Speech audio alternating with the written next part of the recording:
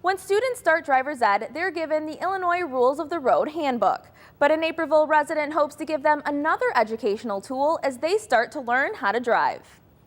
Parents use their first-hand experience to teach their children how to drive. Naperville resident John Hermata took that one step further when he wrote down all of the tips he learned from decades behind the wheel and shared them with Paul Zientarsk, who was in charge of the driver's ed program at Naperville Central. A couple years after that, a customer of mine, because I own my own business, comes into my shop and she has this booklet with her and says, did you write this? And I looked at it and sure, well, my name was written all over the front of it and that, so I said, yeah, I guess I did. Where'd you get this from?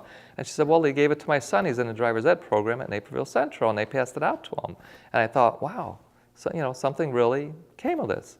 Years later, John and Paul met again, this time to take the tips and create a book that could be used in schools.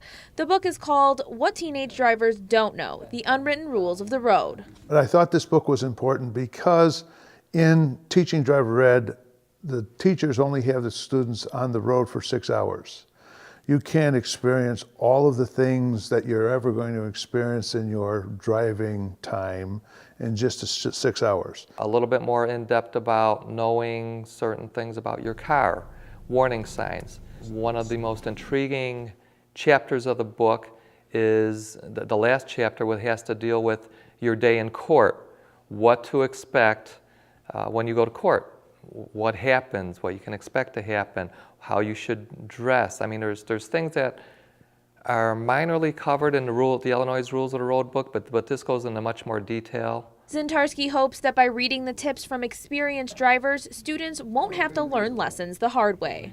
Going in, children should know the responsibilities involved with driving that will and could affect them the rest of their lives. Districts 203 and 204 are looking into incorporating the book into their driver's ed curriculum this fall.